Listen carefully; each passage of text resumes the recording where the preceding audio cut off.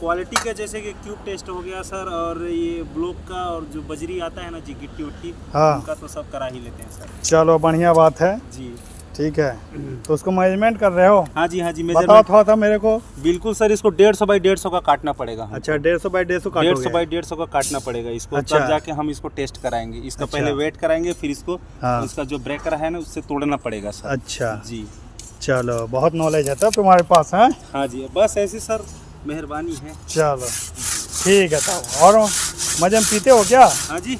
Drink व्रिंक करते हो क्या? नहीं सर, हम कहाँ ड्रिंक पियेंगे जी। नहीं करते हो ना? नहीं, कभी महीने में एक आध बार हो जाता है, वो अलग चीज़ है। चलो